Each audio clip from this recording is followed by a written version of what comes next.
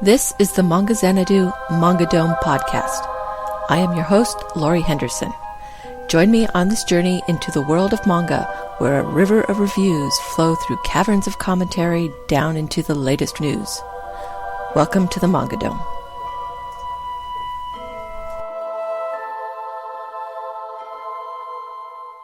Episode 55, Bring 'Em Back, Stolen Hearts. The weekly wish list. This week I'm looking forward to two titles.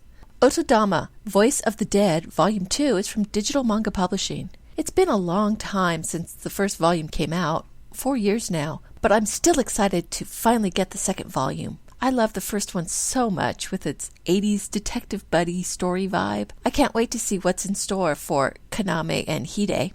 Say I Love You, Volume 1 is from Kodansha, and it's another unusual love story.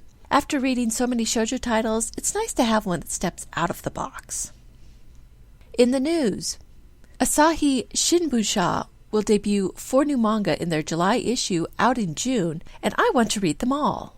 The announcement leads off with an article about one title, Yami no Moribito, the adaptation of the second novel in the Moribito series. The anime of the first volume was beautiful, and the manga adaptation used the same character designs. The second volume will follow Basa as she returns to her homeland of Kanbal. I just can't understand why the first series hasn't been licensed, so I guess there's little chance of this series if we can't even get the first. Someone really needs to license these titles. Other titles debuting that look good are Haunted Campus, based on a novel series about Mototsu Yagami, a college student who can see ghosts. He gets pulled into the occult research society at school following his middle school crush, Koyomi Nada. Beginner murderer, private scientific crime investigator Mai Kirino is a mystery drama, something we don't have nearly enough of. Also based on a novel series, Mai upgrades her apartment as her company downsizes, and she has to start all over at a private crime lab where she gets involved in a serial murder case.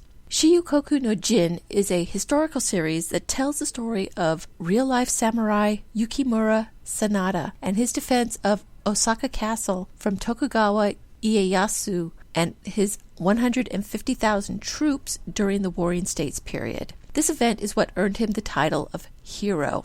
I've enjoyed the few Warring State historical titles we've gotten and would love to see more. The final series is Boku Boku Sensei, another novel-based series. This is a historical fantasy and takes place during the Tang Dynasty in China. It follows Oben, the son of a wealthy family. He is sent on a mission to bring an offering to Jian, a Taoist immortal. He meets a beautiful girl named Boku Boku who is alone. She is the immortal he is looking for, and they set off together on an adventure. I love historical fantasy just as much as I love real history. I would love to read this one too. Hopefully if these titles do well, we can at least see one of them, or maybe even a few in English. I can at least dream.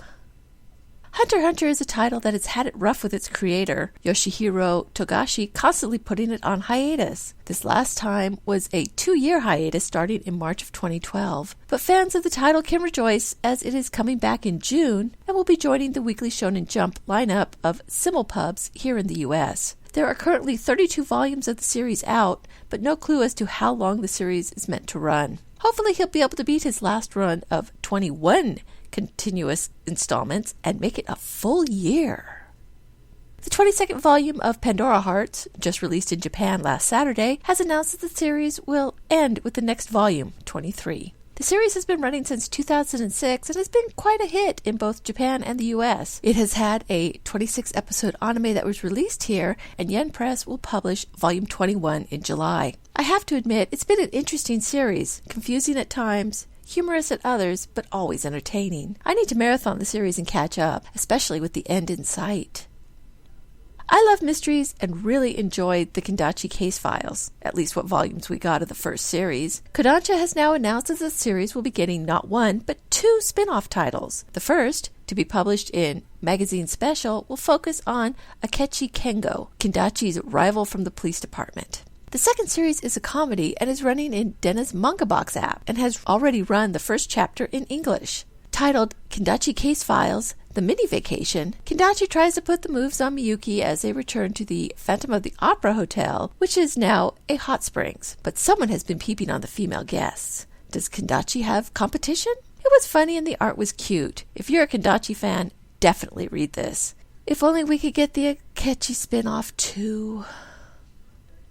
The top 10 department. It's the end of the month, so over at VizManga.com, we get April's top releases. Topping off the month of April is Bleach Volume 60 at number 1.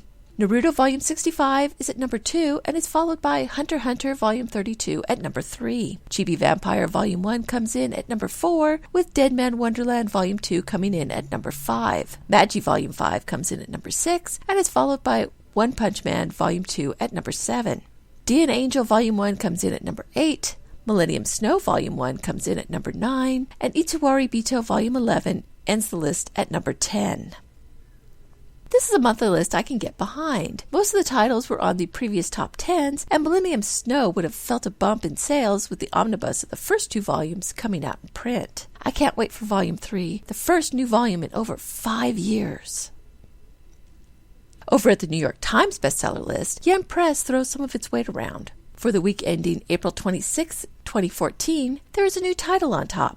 No matter how I look at it, it's you guys' fault I'm not popular. Volume 3 debuts at number 1. Sword Art Online, Aincrad Volume 1 moves up 1 to number 2, as does Attack on Titan Volume 1, which moves up 2 to number 3. Naruto Volume 65, last week's number 1, moves down 3 to number 4, while Inuboku SS Volume 3 debuts at number 5. Fairy Tail Volume 37 goes back 4 to number 6, and Wolf Children, Ame and Yuki fall back another 1 to number 7.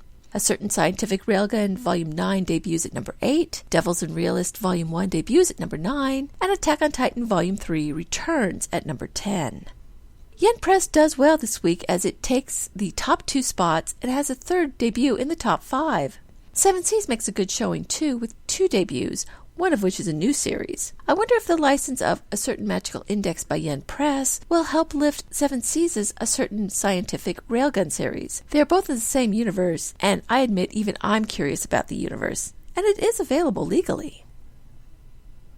Bring 'em Back. Stolen Hearts, Volume 1 and 2. I've been looking for manga with Yakuza, and one title that came to mind was Stolen Hearts, a series licensed by the now-defunct CMX and only got 2 volumes published. I remembered a scene from the first volume, and since I hadn't read the second volume, I decided to sit down and read them both. The title is by Miku Sakamoto and is a rom-com. It is rated for teen and did retail for $9.99, though both are out of print and may go for higher or lower depending on where you look and how lucky you are. Stolen Hearts is about high schooler Shinobu Okuma, a girl small for her age, and Miharu Koguma, the biggest, most intimidating boy at school. Okuma accidentally spills milk on an antique kimono Koguma is carrying for his grandmother, and he has her come to his grandmother's kimono shop to make up for ruining it. Okuma is put to work wearing kimonos and walking around town handing out flyers about the shop. Not only does she have fun wearing all of the cute coordinated outfits, but she finds that Koguma isn't as scary as he seems. I love the series from the first volume. Koguma and Okuma make a cute if mismatched pair. Both are rather shy, and Koguma, with his unruly hair and love for small cute things, is a great male lead. Okuma is small and cute, can be rather blunt, but is always upbeat. After she learns how kind Koguma is, she tries to get her friends and classmates to see it too. Once they do, though, she finds she may have competition for his affections. But the character that steals the series is Fujiko Koguma, Koguma's grandmother. She is the feisty 76-year-old owner of the kimono shop. She loves money and has no problem smacking her grandson when she thinks he needs it. Even the local Yakuza are intimidated by her. She steals practically every scene she's in and has no end of money-making schemes to put Koguma and Okuma through.